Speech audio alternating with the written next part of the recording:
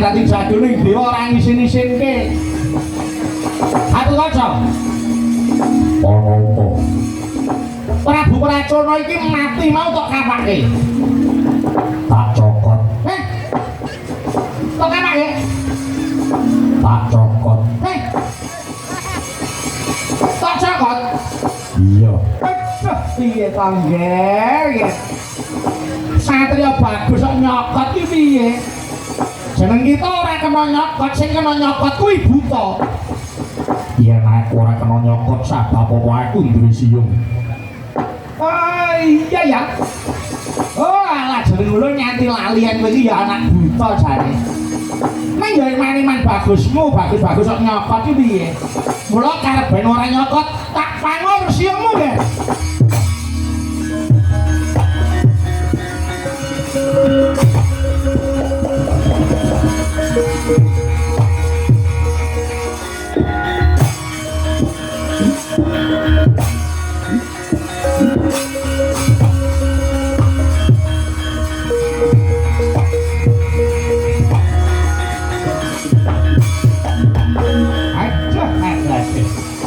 Bareng ilang siunge malah ketok mingkem, ketok bagus. Ketok saya ngengreng sing gureng. Saiki wis ora iso nyokot meneh. Mung Karipati e Pinggir.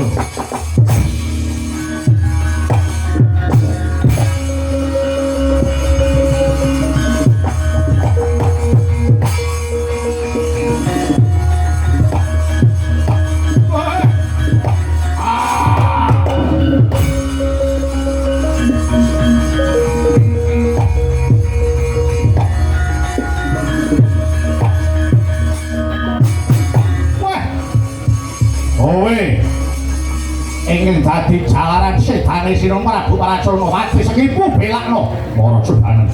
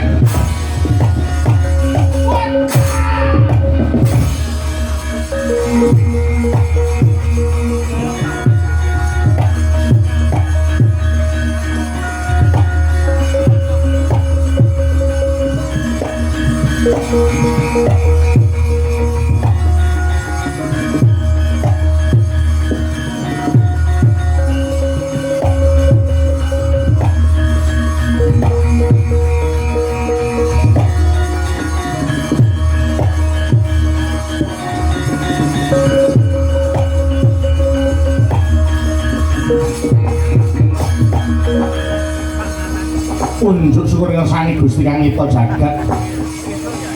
Dene kita Gatotkaca wis bisa nyumingkirake watak Angkara Murka ingkang sinandhang Prabu Kala Pracuna lan uga Patih Hiranyasa iku. Gatotkaca, kepiye anggon kita mateni buta iki mau? Nggonku mateni Patih Iku tak potol gulune. Ya. Kuwi wis dina iki sing jeneng Gatotkaca yen mateni ora nyokot. Ning kanthi motol gulune musuh. Kakang Narada, kados pundi Guru? Gandeng sampun purna ing dados kewajibanipun Gatotkaca. Benjang boten kita namung sak umuring jagung Gatotkaca badhe ulun wisuda dados Narendra. Oh nggih, sedika Guru. Tuwin saderengipun Gatotkaca winangsulaken wonten ing Jodipati. Kepareng kasuwitakaken dhateng Bathara Ganesya tuwin Batari Saraswati. Supados Gatotkaca nyumurupi ngreh kasusilan tuwin kabudayan. Tuwin anggadhahi kapinteran ingkang linangkung. Oh nggih. Terang terwaksa Padu Guru kepareng kula nyuwun pamit badhe nyuwitaken Gatotkaca dhateng Bathara Ganesya tuwin Batari Saraswati.